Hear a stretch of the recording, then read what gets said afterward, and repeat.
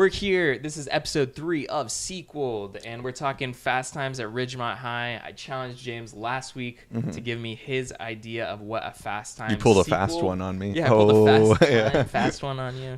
But yeah, we're gonna be talking about your version of Fast Times at Ridgemont High, whether it's a sequel. Right. I think you went the route of reimagining, as we were talking Overall, about last week. like, it's connected. It takes place at Ridgemont High again, but it's 30 years later, and times have changed. Oh shit. Yeah. All right, so I'd say just dive in. Yeah. I'm ready to. So I think the problem with a lot of sequels nowadays that, like, for continued franchises is they focus on the original characters. I think that would be dull. Of course, it takes place at Ridgemont High. Yeah, you could do a reunion. We saw that at the American Reunion, though. I love those I do love those American Pie movies, like, mainly for nostalgia factor for us because we grew up in the 90s. But overall, though, I think a lot of the problems with those movies is no character shows any growth over the 3 sequels that movie had. Like, you're by the 4th one, you're just like, oh, classic Jim, always getting into weird stuff. But you and I are not the same people we were in high school, and nearly everyone. Sure about that? No, I'm kidding. Yeah. I don't have acne anymore, so I got that going, I guess. Yeah, just that only. Yeah, That's about it. yeah, that's about it. I gained some weight. Yeah. But other than that, though, what's it called? Like, I kind of want to, like, I thought of a couple cool cameos, but overall, I wanted to focus on all new characters mainly. I expect, like, there's a scene of, like, Spicoli, like, cleaning, like, a hall, and he's, like, using a mop because he's, like, the janitor now. Well, if you're the studio, I can see you forcing me to put that in. But in my version... kind of the studio, actually. Okay. I'm just going to throw you bad ideas, and you're going to be like, no, that's right not what I was right thinking. away, like, trying to make this, I was just like, the thing is, like, I rewatch it. It still holds up. There's some jokes that are a little outdated and a little homophobic, but... Overall, though, Spicoli, now you'll see him only as Sean Penn. He's the funniest character in the movie, but I do not want to bring him back for this movie, sadly. Yeah. I don't even want to bring back Judge Reinhold. I was thinking maybe, though, I forgot the character's name, Bobby, I think, the guy who's, like, got a crushing on Jennifer Jason Leigh. They're the only ones that I kind of wanted to bring back, just because they're the ones that I feel like you're the most invested in. Yeah. Overall, like, every character, like, Judge Reinhold's kind of the heart of the movie, I'd say. But his time has, like, changed, and I'd want to focus on new characters overall. So I thought, like, maybe we could just see, like, them change in the future. They're actually married. The movie ends with a little, like subtext saying that, like, they're having a long, loving, passionate relationship, but they still haven't gone all the way. But, like, I kind of imagine him. He's, like, kind of, like, just cusses a lot at his kids. They've had kids now, and, like, he's just at like, the school now? Yeah, they're at the school now. Like, they might have, like, a couple cameo jokes. Like, he's, like, their son's maybe I don't want to recreate Spicoli, though. You can't. You're just going to be upset if you see a new stoner trying to act like Spicoli. But maybe his kid is, like, a troublemaker. What about the opposite? Instead of a stoner, like that typical stoner character, like, actually, like, do a realistic nowadays. Like, That's a kid actually who drops acid every single day, but it's Right. really smart. Like, he, like, microdoses and That's shit with actually dreams. kind of what I did with the story overall, though. So I have 3 main plot point stories that I wanted to do, but, like, overall, it's kind of opposite of the original. What I liked about 21 Jump Street is, like, the first, like, 30 minutes is what probably high school is like in most movies, but then, like, you realize, like, no, nerds are taking over the world and stuff. Like, what's his name? Channing Tatum struggles in high school. Like, he thinks he's going to be all sick and hot shit, but times have changed. It's now Jonah Hill who's the cool kid. So I don't want to do that exact thing, but I kind of built on that idea because that is how it is. Nerd culture's blown up. So first story I have overall is Forrest Whitaker. He's the celebrity of the school in the first one. He's not coming back or anything, but, like, he's, like, the football player. Nowadays, though, it's esports that's huge right now. Yeah. So the school has the most, like, one of the biggest, like, let's just say Overwatch, I guess. Overwatch is the biggest game, I'd say, right now currently. I'd say the biggest games right now is, like, Overwatch, League of Legends. League of Legends still, but it's, like, kind of on Right. the decline. Rocket League. Yeah. And then PlayerUnknown's is, like, coming Right. up. I Like, think Overwatch, though, is just, like, perfect, though, where it's at, because we have the Overwatch Overcup starting soon. So, like, we have a kid who's, like, he's just a normal kid. He's not, like, he doesn't think he's hot shit or anything. He's just, like, kind of been bullied, but he got really good at Overwatch, and the school supports him like crazy. They allow him to take time off. All the girls love him. They're like, will be like, oh, you're so funny, when he just makes, like, just a normal, like, answer to anything and Can stuff. his main be Tracer? Because, like, it's Fast Times. Oh, Like, I love it. Good thinking. Yes, perfect. Yeah. I'm giving those studio notes. Yeah. And also, like, I kind of want, like, people to, like, be coaching him and stuff. Like, you should be doing doing this when you're playing? I watched you play last night on your Twitch stream and stuff, and like you really need to start using Hanzo and everything. yeah. So that was one overall story, like him just kind of trying to like just have a normal high school life. He loves playing video games. He's like thankful for all the stuff he's getting. Mainly does it to support his parents and stuff.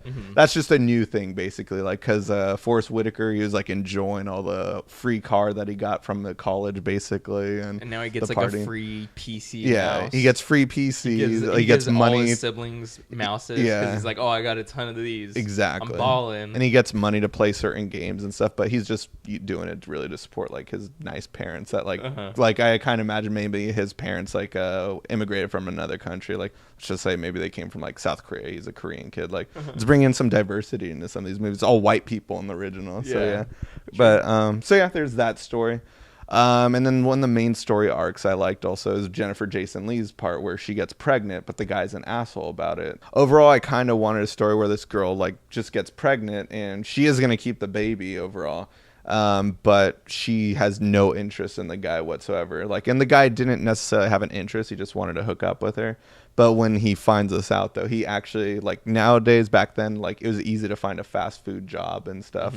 Malls were huge. And I know that Mallrats, too, apparently Kevin Smith said he wanted to make it about how mall scenes are dying. Like, I don't want to focus on that, but, like, kind of imply that, like, you know, jobs are harder these days for like retail. Like they want you to have experience, but it is an opening like experience job and everything. So like they want you to have experience, but it's not even a good job in the first place. Like you expect a lot for what you have to offer. Exactly. Sometimes. You kind of have to just know someone who owns like a shop basically and get a job that way pretty much. And then that gets you another job.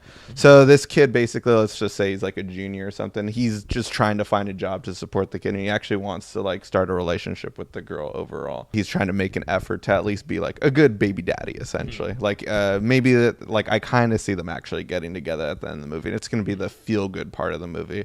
But it's just like working up to there, like she really doesn't like him. Exactly, yeah. She was just a hookup in her eyes and stuff, and she's like, "Fuck!" Like I do want the kid though and stuff. Or her parents are making her like maybe because they're super religious, something like that. Like I haven't written her character overall, but like yeah.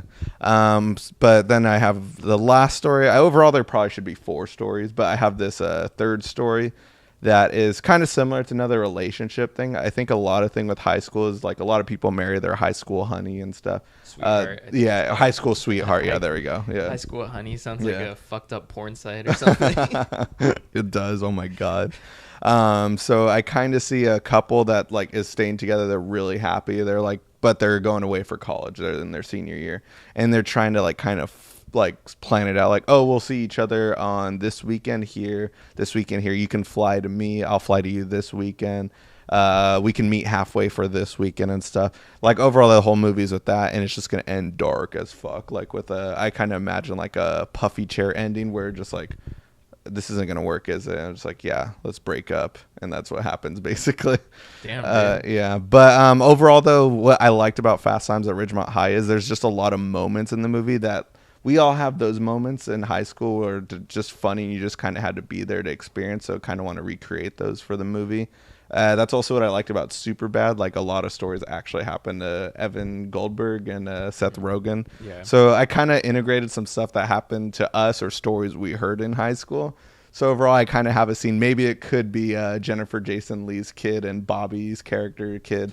Like, what's it called? He's smoking weed and he meets a cool guy at a park and stuff. And it's like, oh, yeah, like, you want to smoke weed and like just drive around and stuff. And they drive around and then there's just a weird, awkward conversation that develops. And the driver's like, yo, can you be the homie and sag your pants for me? Yeah.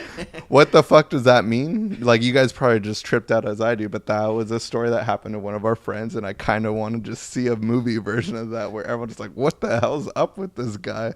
It's a story that you would, like, just have to experience to like know it's real and stuff. Yeah, that's definitely a story that like can definitely be recreated, but like probably only happened once in the existence of humanity. Where a guy was like, "Can you sag your pants for me, homie?" Yeah. Or, come on, be the homie. Yeah, sag your pants for me. Yeah, and I just imagine it being drawn out and everything, and just like the guy wants to get out. He's like contemplating, like maybe have a scene of his head of him jumping out the door and like surviving okay, but then another car hits him. And it's just gory as heck and blood splatters all over a windshield. Oh my god! But then it's all in his head though, and it didn't actually happen. Yeah.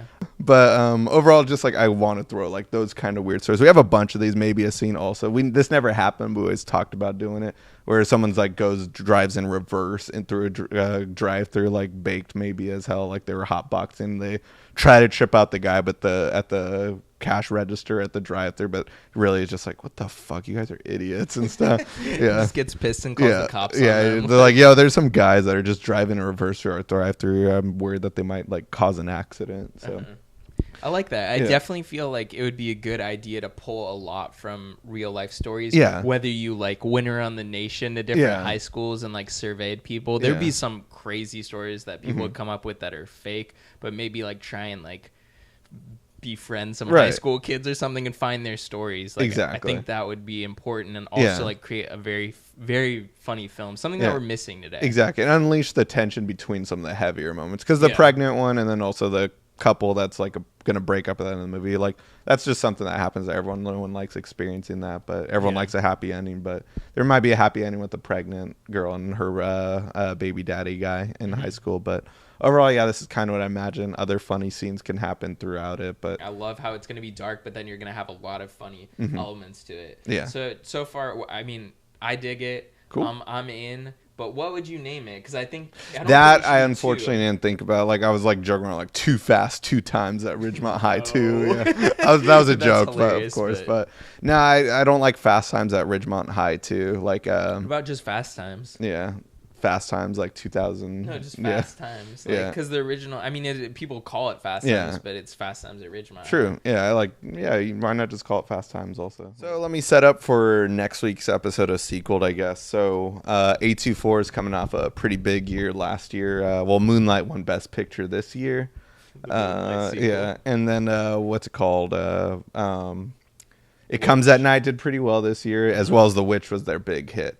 Now they're developing. They want to build their first but their first franchise, I guess. God, if you give me Tusk, I'm gonna lose. No, not Tusk, but that was actually probably would have been a better choice. But there's been no say of like this movie getting a sequel, but I've seen an article about like what would you do with the sequel, I guess. And Jeremy Saulnier, I guess, has been asked the question. So you are doing Green Room. On a Blu-ray disc. Yeah, on a Blu-ray disc, yeah. Okay, I could definitely see that, but the only issue is Anton Yelkin's dead now. True. So I can work that into the story. Gotcha, yeah. That's a good point, actually, yeah. That's the only thing. I'm sure there's archive footage. I would not want a sequel to this movie, but I love this movie, but like, where the hell would you go? And everyone's dead. Yeah, especially with Patrick Stewart dead too. Spoiler, sorry, but yeah. I definitely am getting like a John Wick vibe from this, so I'm definitely going to take it somewhere along those lines. Get ready, though. Next week, you'll be seeing my sequel to Green Room. And maybe I might even throw it into the Blue Ruin universe. Are you going to call it Green Ruin or Blue Room instead? Yeah. No, it's going to be Red Room. Red Room. Love it. Red Rum. Yeah. Red RUUM. Yeah, exactly. Red Room. Yeah. Anyways, stay tuned. Next week, guys, we'll be talking about the Green Room sequel. We'll see you guys then.